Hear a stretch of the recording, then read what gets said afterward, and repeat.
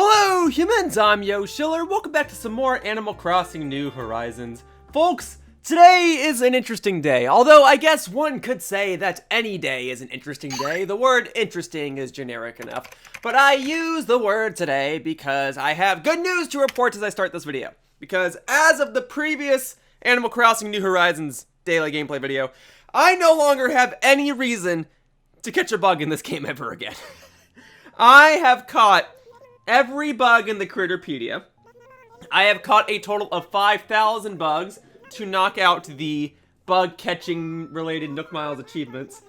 And I already have a fair share of bug models from the bug connoisseur in this game that goes by the name of Flick. So really, any bug I catch at this point would be pointless. I suppose I could catch them and sell them, but I already have other things I could sell, and I've already got plenty of bells as is. So bugs are merely a background decoration now, slash foreground decoration. They're a decoration is my point. Oh, my phone is ringing. Give me one moment, please. Hello, this is Timmy from Nook's Granny. 20,108 bells have been placed in the drop-off box. Great. Thank you. Thank you, gentlemen. Well, I've got some mail. Yes, I am expecting a bug model from Flick. Thank you very much. I got a moth model. I know the moth is not a particularly popular or potentially well-liked bug, but it is thanks to moths that I was able to reach 5,000 total caught bugs in this series as is, and I figured it was only appropriate that I got a model of them. And also, before I forget, I must order the whoopee cushion. It is only available for a limited time. I would like to order it, and I want to order some more of these, particularly the lanterns. So let me just order a bunch of those. I like these. I have access to these because I have that Sanrio amiibo card of Kero Koropi or Toby or whatever. Great. I will take this. Thank you. And then where's there a bug? Because I want to be able... Oh, wait. I think I saw a butterfly back here. You see this butterfly? I have no reason to catch it. So look at me go. I'm just going to walk by it and not think twice. Oh, it is an interesting time to be playing this series. I don't have to catch any more bugs. I do, however, still have to catch a fair share of fish and deep-sea creatures. But before I do that, well, I suppose I should catch one more ant for old time's sake. So I can say this one more time in the series. Ants! I have had these rotten turnips here for like 3 months. Just so I can get ants to spawn there. And now, these rotten turnips no longer need to be here. I would like to pick them all up, but in order to do that, I will need to clear my pockets a little bit. And after I had the rotten turnips here for like a week, I said, all right, I'll probably remove them. But the truth of the matter was, those rotten turnips were the key to me being able to catch 5,000 bugs. Ants and these rotten turnips were lifesavers. Okay, so there's my moth model. And then, yeah, what did Tybalt send me? A quaint painting. Hey, I don't know if I've obtained a quaint painting before. I'll be honest, I haven't really been keeping track. But I suppose I could run by the museum real quickly. See if Blathers wants it. But look at all these butterflies that I no longer need to catch. I'm in a post-bug catching world. Okay, well, hang on. What's up, Tybalt? My results are on fire today. Oh, sky eggs? Yeah, my inventory's full. Can I come back for those? Oh, okay, good. I'm about to go see if Blathers wants your quaint painting that you sent me.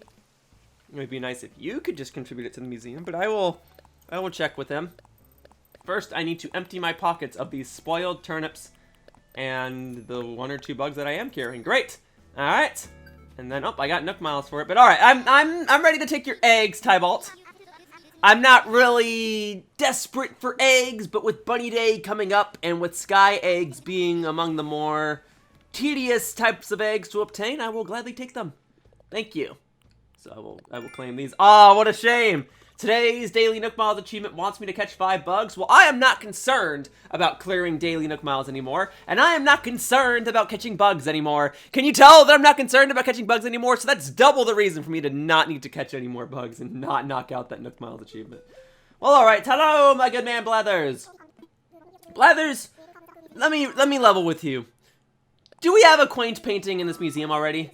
Well, it leads me to believe that I did receive a real quaint painting and that we already have it in the museum. So, Tybalt, I do indeed appreciate the thought, but this painting serves no use to me, and I probably could give it to a friend, but I shall instead probably throw it away. Alright, I guess I could leave it here. I might have friends over soon. Okay. So, I shall now go about the rest of this day. Well, okay. First, let me put the moth model away. And then I will go about and I will catch fish and deep sea creatures. I really gotta get back on track with the deep sea creatures. But I must start by putting this moth model here. Just on one of these sides. I guess I never did put this bug model back in its proper location, right? You guys remember I had a bug model hidden behind that wall? The snail model, well, it will go here. And I will rotate it. Yeah, I think I like it facing that way. And the moth model will go here as well. And I know that the left side is going to be uneven from the right side. With any luck, Flick will show up in this series again. And I will put any additional bug models on the right side. But there you go. Snail model now visible. Moth model now there. Yeah, got plenty of bug models. Extra ant model that I'll do something with. I don't know. I can sell it to a friend or something. Alright, well, I took care of the moth model. That is good. Now, I must find a comfortable position to go fishing, and then I shall ramble on about some topic, and then before I know it, I'll have caught 50 fish for the day. If not more, I could try to catch more. Let's deal with this. We got bamboo shelf. I already know the recipe for a bamboo shelf. Well, great. Anyway, I am currently carrying 49 bags of fish bait. So, if I were to catch this fish and then utilize all 49 bags of fish bait and catch every fish after that, then I will have obtained 50 fish for the day. So, great. I probably should catch more, but we will just see how things play out for now. Let's get to fishing. I'm getting comfortable moving around in my seat, so if you keep hearing me move around, you keep hearing occasional squeaks, that's me getting adjusted in my chair because I'm going to be sitting here for about the next hour or so as I attempt to catch these fish and deep sea creatures. So, folks, I know what I want to talk about today while I catch these fish. I'm sure that many people are in the mindset that they cannot wait for this worldwide quarantine, this pandemic to come to a close. Alright, I think it's fair for me to talk about that in this series. It is a worldwide event going on. It's an unfortunate thing that is happening, but we are all in this together, and we are all trying to get through it. Alright? Now, I have been home a lot. I do go out to grab food and grab groceries, but I have primarily stayed at home. I have not traveled. So, and I imagine a fair share of other people, are excited to be able to travel again and are possibly making travel plans. I am making travel plans to go back to Japan, but I am making them with the mindset that those plans might get canceled, and it's going to be a few months away from today. I'm not banking on anything. I don't even think international travel is open at the time of this recording. So I am making sure that I can cancel my travel plans if I need to and get a refund on my money. But that's it. What I basically wanted to talk about today was, is traveling a good thing? And I wanted to give advice on people who might want to travel. Because my big thing, and I've discussed this several times in this series. Hang on, let me get this fish real quick. There we go. The big thing is I travel mainly with the intent to go to gaming conventions. And I've been to various gaming conventions across the United States. I have been to the states of, well, California, because that's where I live. I have been to Washington many times. I've been to Massachusetts. I've been to Maryland. I've been to Georgia. I've been to Illinois. And I have been to Texas. And I believe that would be all the states I have attended. But it's not about the quantity of states that I have attended. I merely say those things to kind of back up myself as a guy who has traveled to a decent portion of the country. And then, I've traveled all throughout California, northern, southern. It's a very vertical country. Northern California may as well be considered its own state, but it is not. But I have lived there for a time, and I have gone back there plenty of times. I do love the Bay Area and San Francisco and all that. But my point is, I travel a lot. I've talked about travel several times in this series. And what I think I want to do today is specifically explain how I go about making travel plans and how I go about enjoying conventions to the fullest. Because a lot of people will ask me, like, hey, Yoshiller, do you have any advice for a growing or a aspiring creator? What did you do to get in contact with Nintendo? What did you do to meet this YouTuber? How How are you in all of this stuff? Yada, yada, yada. All right. Now, I say that like I'm some sort of rock star celebrity, okay? I'm not. I used to be a lot more popular than I currently am. But the fact of the matter is, I am lucky to be able to do what I do, and I do have a fair share of great connections. And I don't think that any of that would be possible had I not traveled and gone to conventions. Now, a fair share of my work, especially these days, has just been done through the convenience of online. Gosh, darn it. An egg? This is why I gotta keep using fish bait. This is an unfortunate time for me to finish this fishing achievement stuff. But fish bait will at least guarantee that a fish spawns and not an egg. But whatever. I'm trying to change the scenery by walking over to a... Gosh, darn it! Why did I do that? I'm trying to change the scenery by walking to different parts of the map, but now I gotta make up for the fact that I just missed that fish. So is there another fish? No, and even if there is, there's a chance that it might just be a pesky bunny day egg. I gotta say, I'm starting to see why people are frustrated with these eggs, particularly these water eggs. And only the water eggs. Oh, don't make me just not find a fish. Come on, why are there no fish on my island? It's spring, there should be plenty of fish. Where are the fish? Where they be? Alright, I will go inside my house and come back outside. And then I will continue my scheduled conversation of traveling and travel plans and making the most of travel. Alright, but first, you go in storage. And you go in storage. At the very least... do I want more fish bait? I suppose I should grab another bag, right? Let's see.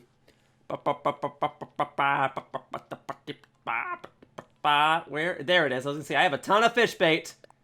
That ought to do it. And that one. There. I suppose, since my bug catching quota is done, I could, and probably should, catch more than 50 fish in a day. But we'll see how I'm feeling. This might drive me crazy. I might not be able to talk about travel. Well, who am I kidding? I'll be able to talk about conventions all the time. But I might just... You know, it's a tough sell to fish all day, but I've done it in this series before. I just don't know if I want to do it again. Especially since I have to rely on the fish bait now, because these fish might turn into water eggs. Alright, they're not turning into water eggs. They just have a chance of being a water egg like that one! Come on, man, I finally find a fish and it's a stinking egg. Alright, I'm starting to join sides with the people that are against Bunny Day. Alright, I'm starting to see where the hate comes from. Tell you what, I will take a quick break.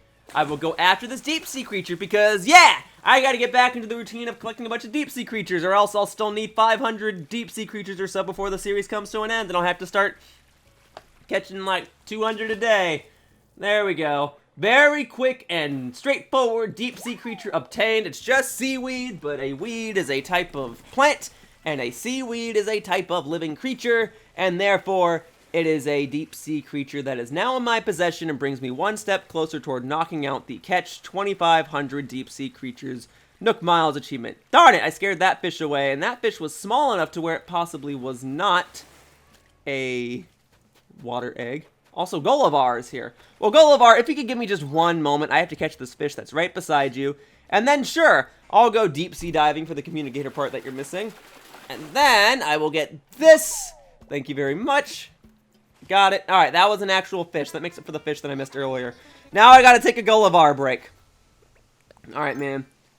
Traditionally, you have woken up more quickly than Gulliver.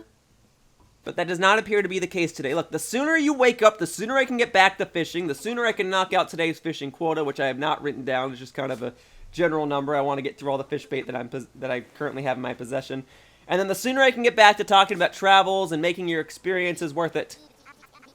Oh man, Gulliver, you're really sleeping in today, huh? It's early enough. You should be awake. Alright. Good. It's early enough, but it's not too early. It's not like I'm playing this at, 5 in the morning.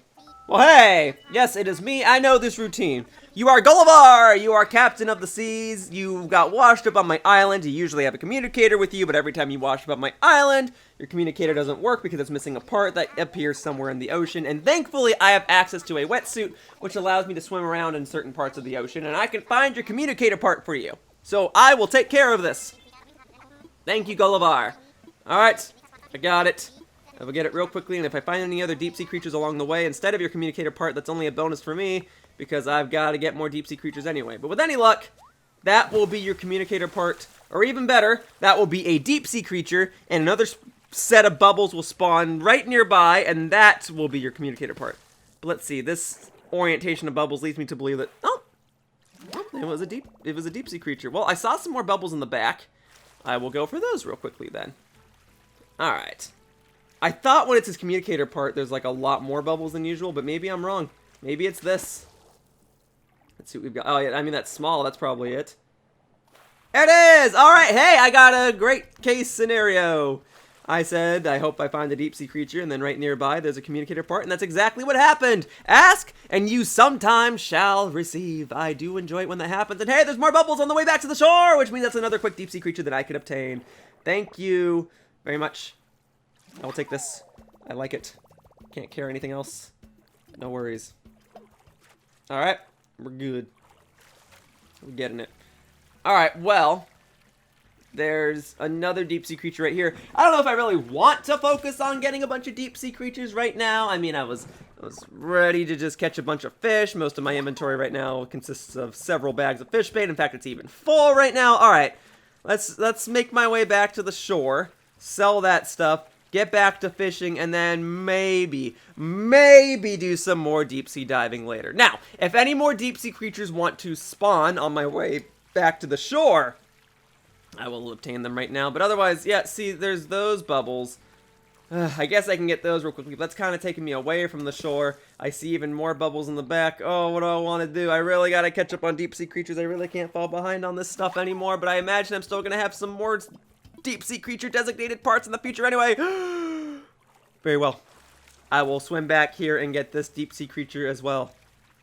But you know, Gulliver is waiting on me, and it is because of Gulliver that I'm even deep-sea diving right now in the first place. So really, it is rude of me to make him wait. So perhaps I actually should swim back toward the shore, give Gulliver his precious his precious communicator part, and then I can go back to fishing, and I can do more deep-sea diving at the end of the video. But if any deep-sea creatures wish to spawn as I swim toward the shore, okay, that's kind of taking me away from the shore. Again, I can't keep swimming away from the shore. I might have to get this one and then finally just get my legs back on the land. Here we go. Alright, sea slug. Great. Whatever. Goodbye. Oh, let's see, there's more bubbles back there. No, I gotta forfeit those for now. Thank you, though. Okay. We're gonna be okay. We're good. It's all fine. Okay. I am now back on the land. Gulliver, my man! I've got to get one more deep-sea creature. Alright, I'll get this real quickly. It's just so close to the shore, I thought it would be worth my while. It's probably just sea anemone or a seaweed again anyway. It is a sea anemone. Anemone. I've been saying anemone a lot. It's anemone. Whatever. You know what I'm trying to say, right? Got my point across. I'm 355 days into this series. I'm just now noticing my mistake. And while I suppose I still have, well, 10 days or so to correct it, I think it's in my best interest to just stick to what I know and try correcting my vocabulary after the series comes to a close. Also, if this is a water egg, I mean, I'm not going to do anything. I'll just be a little upset. Alright, what is this? What is this? It is an actual fish, thank goodness. Alright, because although I have several bags of fish bait, I do not have enough bags of fish bait to get me toward the 5,000 fish quota. I've got enough to catch me like 200 more fish, but I think I need to catch 300 or so more fish. But there you go. There's your communicator. Enjoy yourself, Gulliver. You are welcome on my island. I do like you. Contact your crew. Do what you gotta do.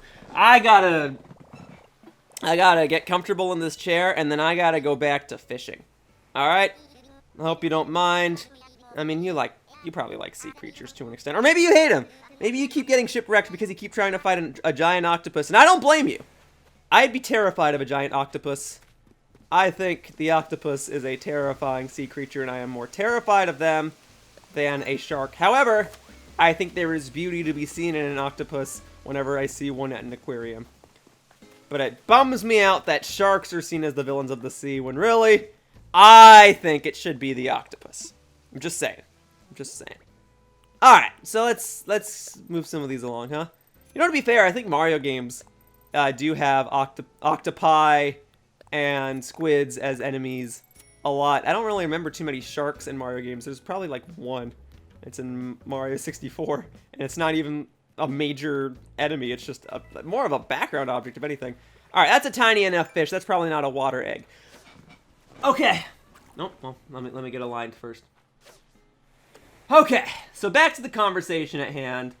I have a fair share of people ask me, hey, Yoshiller, how do you move up in the YouTube world? I mean, I'm sure different people will have different strategies, but my advice is to go to events. And in particular, I go to conventions. Conventions have led me to many of the opportunities that are accessible to me today.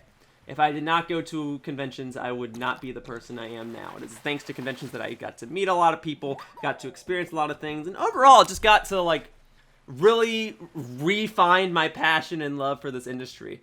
Conventions are cool, man, because, you know, it's a company's intention to make it fun for fans and attendees, and when they succeed, I have a lifelong memory.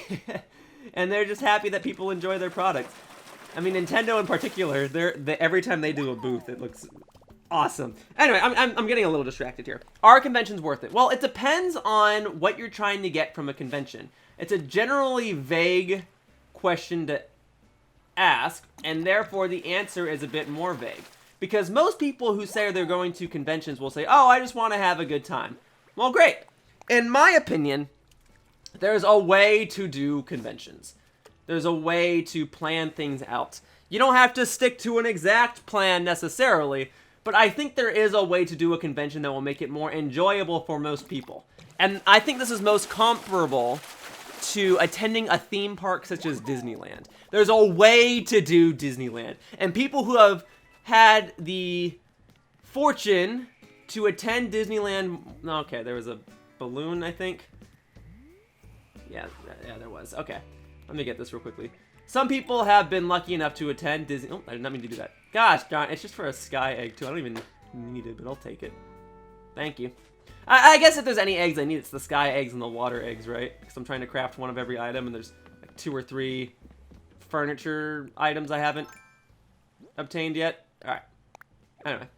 Sorry, I was just trying to mix things up. I can't sprinkle fish bait off there. Then you know what I'll do? I'll go to the boardwalk that's on the right side of my island, and I'll go fishing off of there in hopes that maybe I can catch a tuna or something. And so that the next time CJ's on my island, I can say, hey, CJ, I have 3 pieces of tuna. I'm ready to turn that into a tuna model. Oh, there was a fish there, and I already scared it away. All right. Well, anyway. I think that there's a way to do Disneyland in particular. And I say Disneyland because I guess of the amusement parks, it's the one I've been to the most.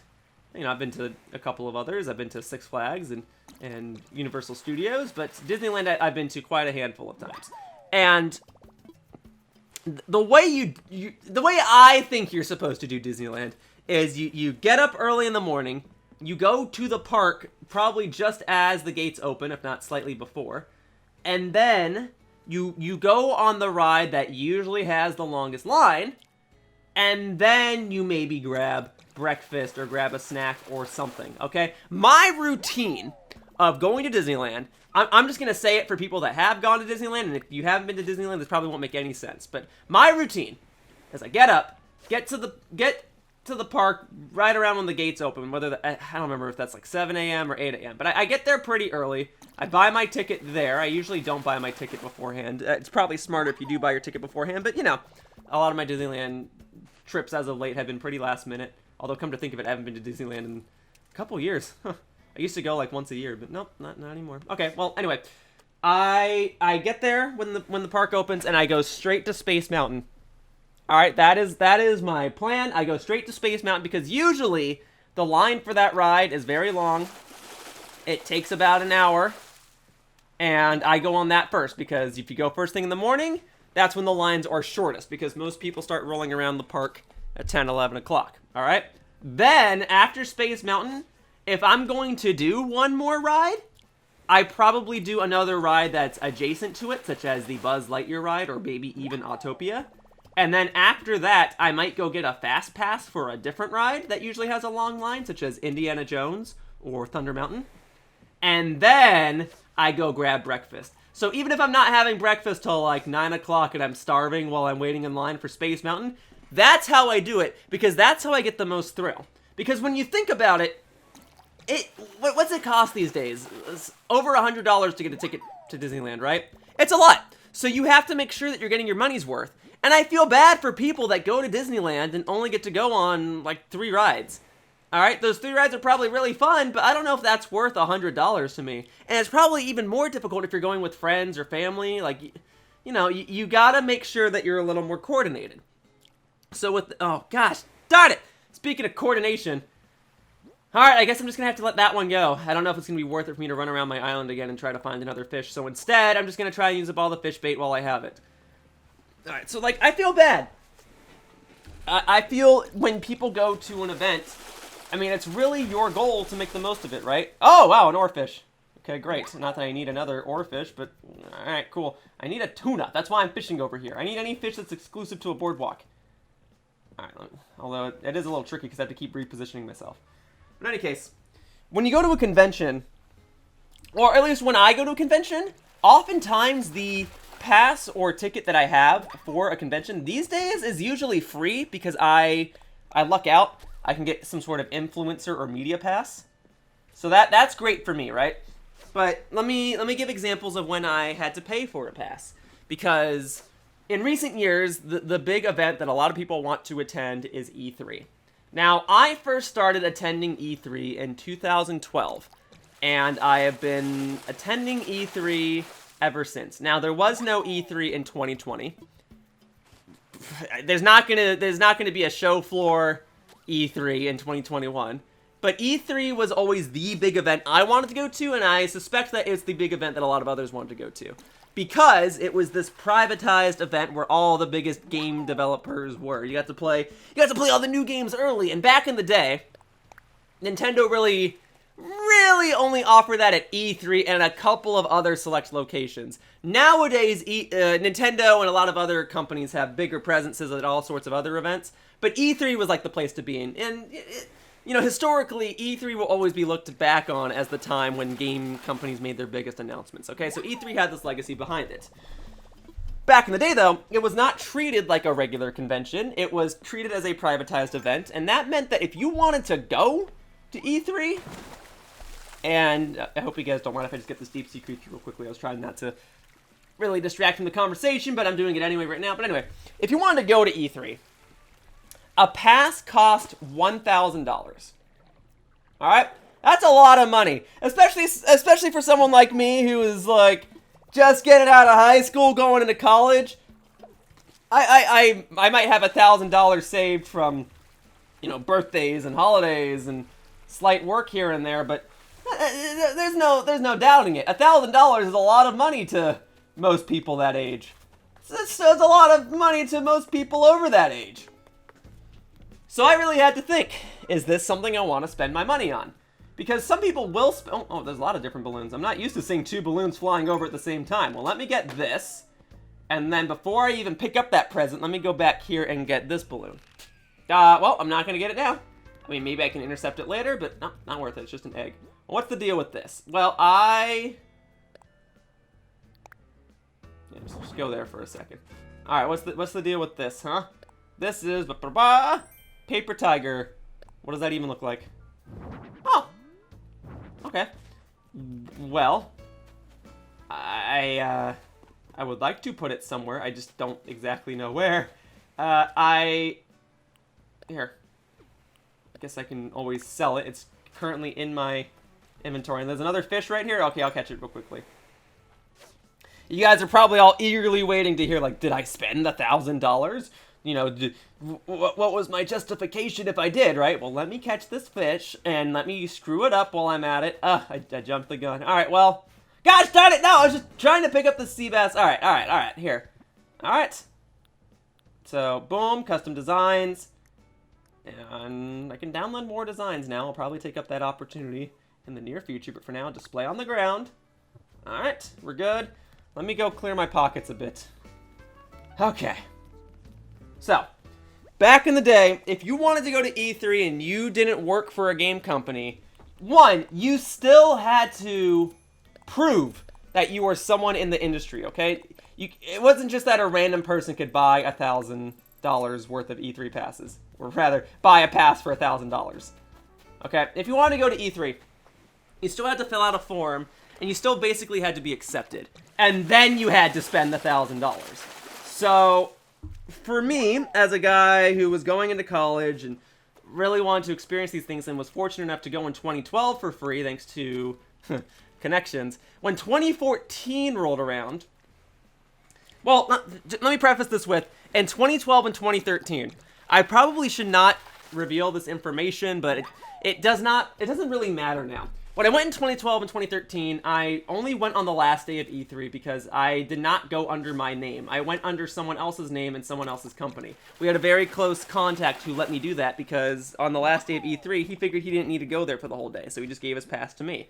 I lucked out with that. These days, when you go to E3, they check your ID, and, you know, like, I'm not going there to do any illegal activity. I just wanted to go, and I went under someone else's name. That's how I went in 2012, 2013.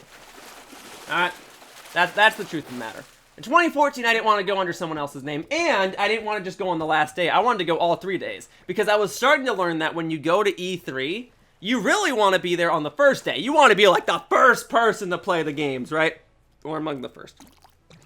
And especially since 2014 was going to be the year of Super Smash Bros. For 3DS and Wii U, that was going to be a big year. And a lot of other YouTubers were going. A lot of other YouTubers were paying the $1,000 and were going to E3 to play this game.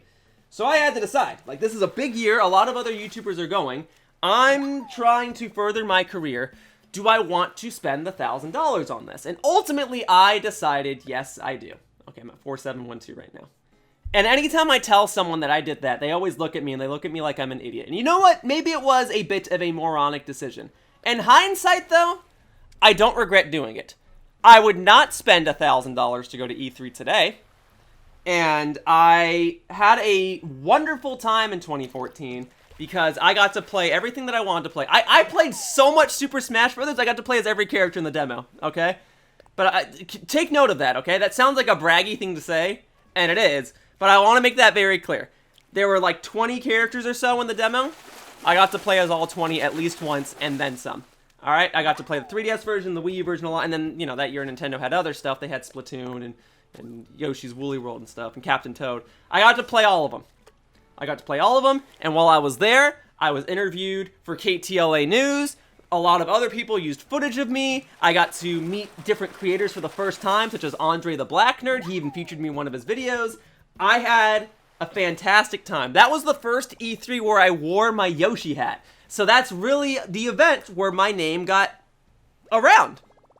That was it. And I also got to come home with a bunch of other goodies. I won, like, my friend Shruby was there with me. And whenever you played the Smash demo, every time you won a match, they gave you a shirt. Or they gave you, like, a ticket that you could use to go get a shirt. And so we had, like, a bag of 20 shirts. And Shruby gave most of them to our real-life high school friends and stuff. I brought home, like, 2 or 3 that I gave to high school friends. But most of the time, I gave the shirts to people at E3 who weren't fortunate enough to be able to win the Smash matches. Because you could play these demos all day and never win. So I just gave them the shirts. And then we also walked away with the Super Smash Bros. Invitational voting cards. If you guys remember the Super Smash Bros. Invitational in 2014, there were a lot of people in the audience that were, like, holding up pictures of characters in Super Smash Bros. Like Mario and Mega Man and Bowser and Little Mac and whoever else was in the demo. I have that. I don't think I was supposed to go home with it. I think we were supposed to return them, but most people in that audience walked home with that. And that's a very valuable item now. In fact, a lot of the stuff you get from E3 is very valuable. A lot of people spend, like, $100 just on the lanyard. But besides that, I had an awesome time. Alright, that was like... that was just awesome. Shruby and I made it work. We got up early every day. We got to the convention center, and we played a ton of Super Smash Brothers. And it was great. Now, is it worth $1,000? I don't know.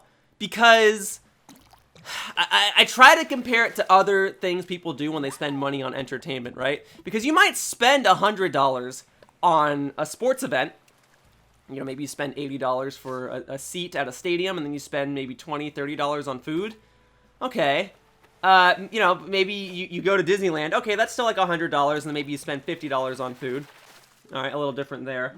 You might, you know, no matter what I think, if it's just yourself, you're probably not spending $1,000. Now, these days, E3 is open to the public. You don't have to, like, prove that you're someone in the industry. You can just buy a pass, and I think it's still like $200, $300. Okay, that's a bit more fair of an asking price. But here's the thing. Is that worth it?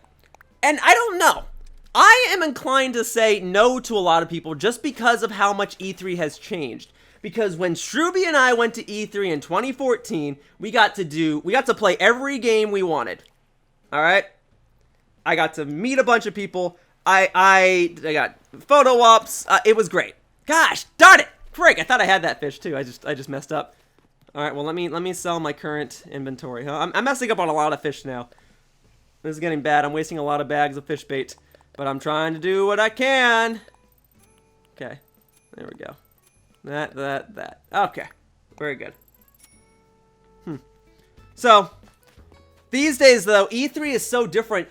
Most people dream of going to E3, and you dream of meeting the developers and hanging out with certain creators and making a name for yourself. I got lucky because, yeah, that is basically what happened for me.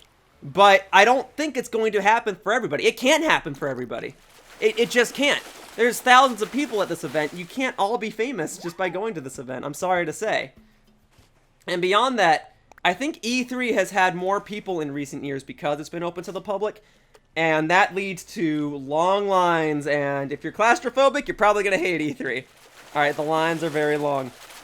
When I wanted to play Super Smash Brothers in 2014, I maybe had to wait 2-3 minutes at most because I just had to wait for the group in front of me to finish their match.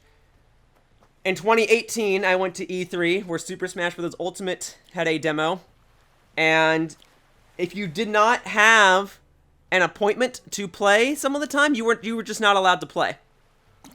All right, you ahead of time, you had to get something called like a Warp Pipe Pass, and that was the only way you were allowed to play Super Smash Brothers. It was pretty crazy. All right, and once you played your one match of Super Smash Brothers, that was probably the only match you were gonna play, and it was very possible that you would spend half your day, if not all of your day, waiting in line for one game. Now, I keep using Super Smash Brothers as the example because I spend most of my time at E3 at Nintendo's booth. But let's say you're a fan of multiple games. You want to go to Capcom's booth or Square Enix's booth or something, Sony's booth, whatever. You're not going to be able to play everything you want to play unless you have appointments. So you're really only going to be able to play 2 or 3 games a day at most. Maybe throughout the event you can get lucky and play all the games you want to play, but I doubt it. I doubt it. I've been lucky. I've had appointments. I have contacts at Nintendo, but not everyone has that. So, the other thing I also have to bring up is the idea of the actual travel portion. E3 takes place at the Los Angeles Convention Center, which means it takes place in Los Angeles, California. Los Angeles, California is an expensive place to be.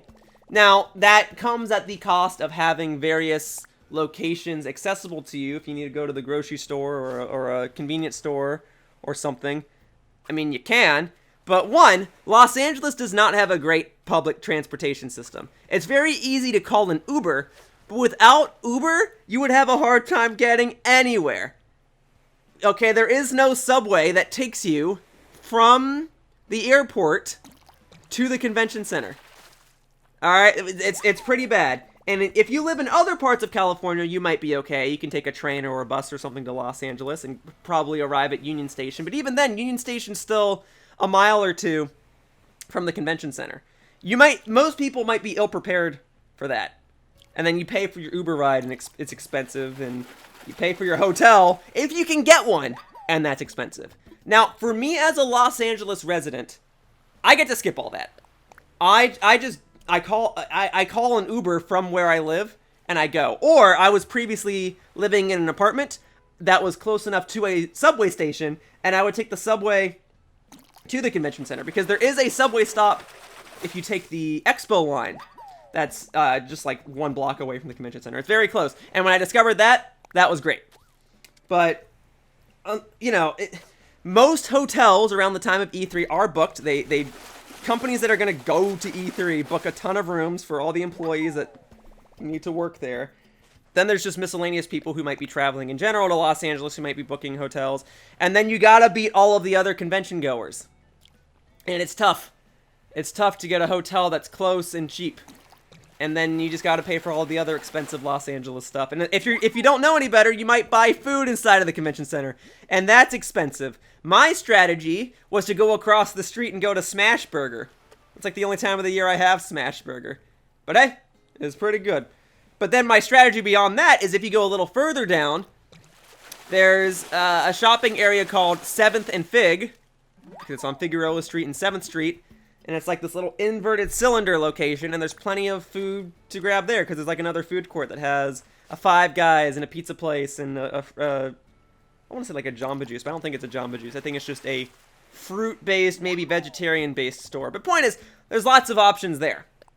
And that's what I do as of late, because I know to walk a couple more blocks down. But not everyone knows that strategy.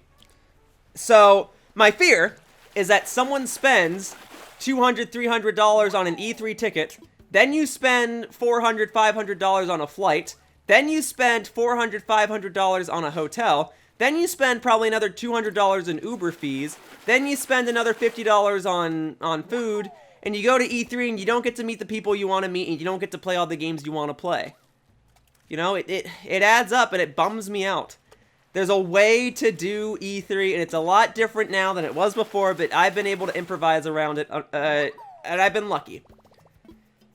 So, is E3 worth it? I mean, if you don't know how to strategize, and if you don't have all the connections, probably not. Now, let me move the conversation over and talk about PAX, PAX East and PAX West, because I've done them both, and I've loved them both, and I've gotten my money's worth at those events. Now, much like E3, I am fortunate enough to where these days I don't need to spend money on a ticket.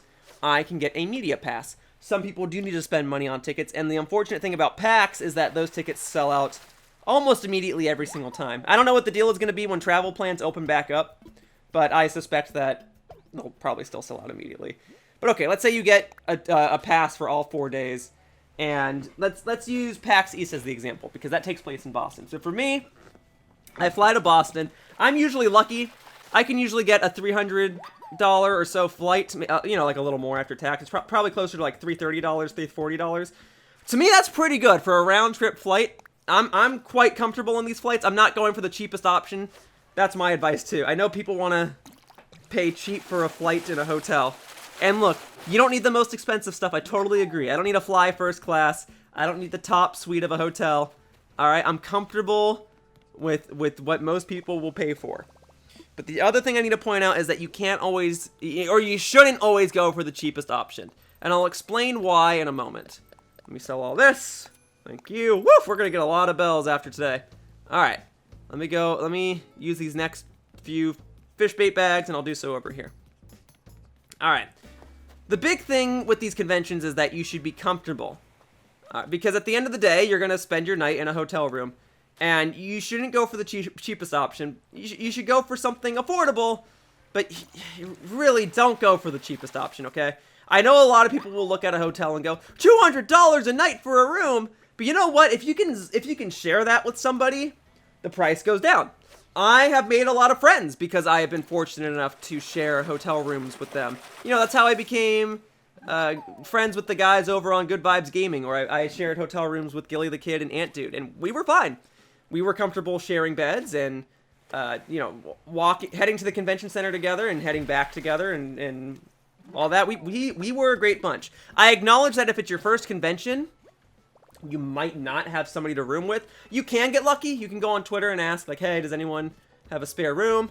You might not get lucky. But obviously, if you're sharing a room with other people, you know, if you're staying there for 4 nights and it's $200 a night, but you're sharing the room with 3 other people, then you're only spending $200 for your hotel. So that's pretty good. Yes, you're sharing a bed. Yes, you're sharing the room with other people. But to me, that's fine. That's fine.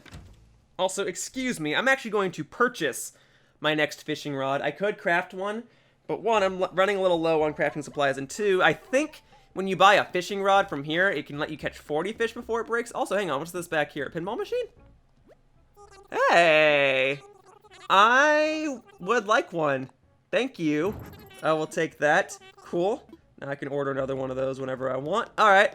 And then I would like to purchase one of your fishing rods, please. Yes, I would like this fishing rod. It is redundant in name, but at least I know what it does. It is a fishing rod meant for catching fish. It's also called that because the lure at the end of it has a fish on it. Anyway.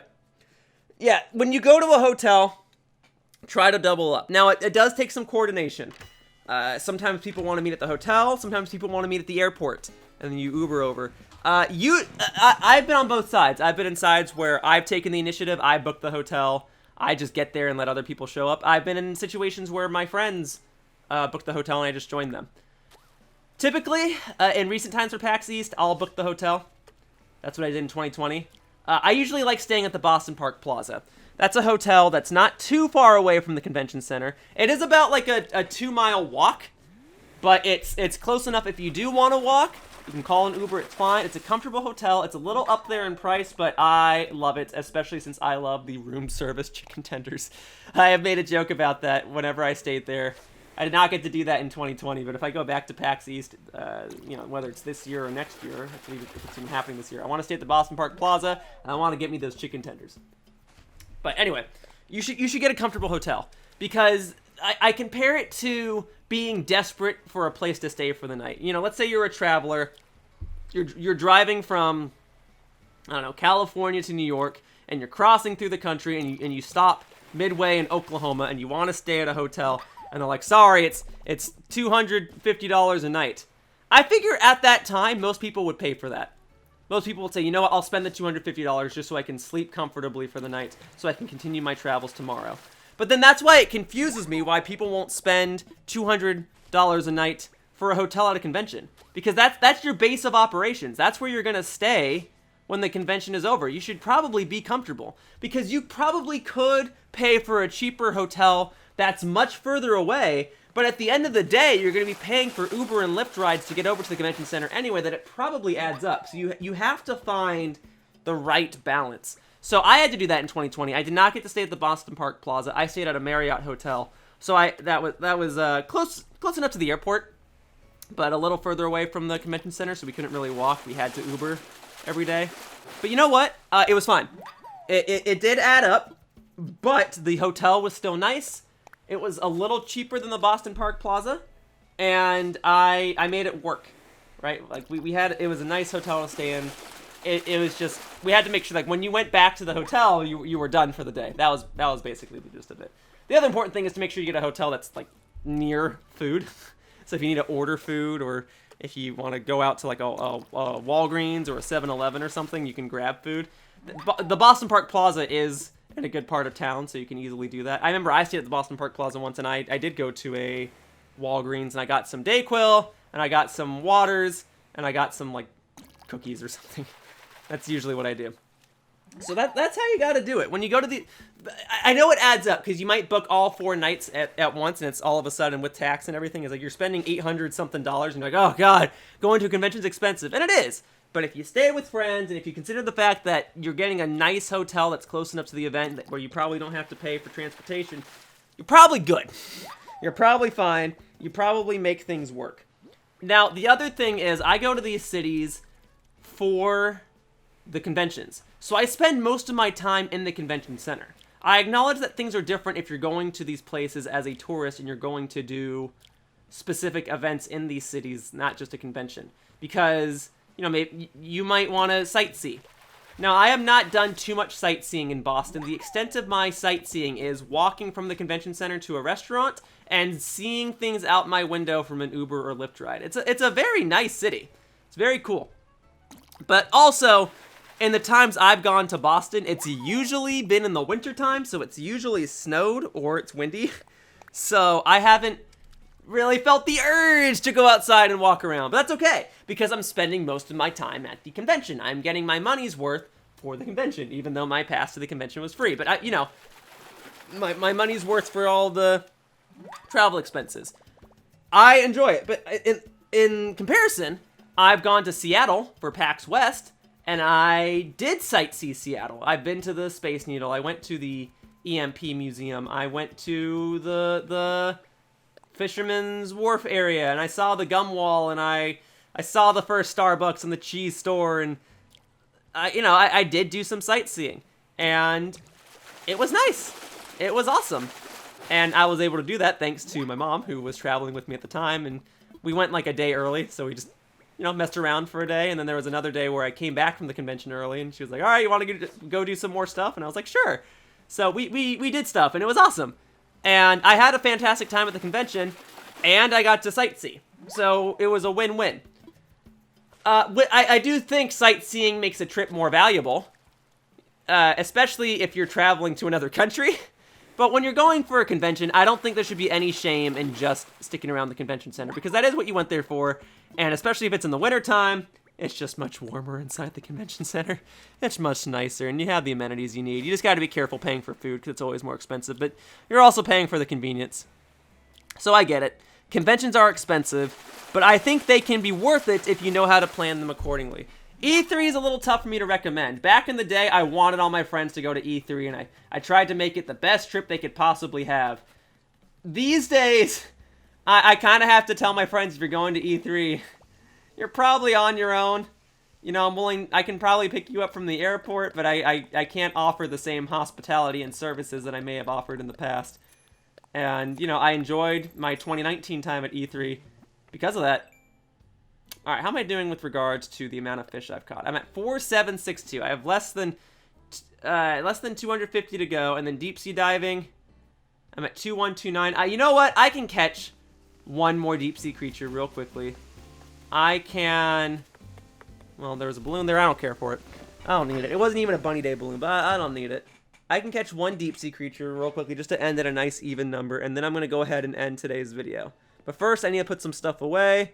I need to put that in storage, and then that in storage. Oh, I didn't actually put this in storage. Whoops. Put that in storage, put that in storage, put that in storage. Anyway, I know I talk about conventions and travel a lot in this series, but like I was trying to say at the start of this video, I think a lot of us are eager to travel, so that's why it's on the mind, and I am booking a trip to Japan, so it's, you know, a recent thought process. And also, conventions are, like, my favorite experiences. Some of the best moments of my life, most of the best moments of my life, occurred because I went to conventions. So I enjoy them, but I gotta acknowledge that not everyone will have a great time. You gotta know how to do things properly. You gotta plan accordingly. That's all I can really advise.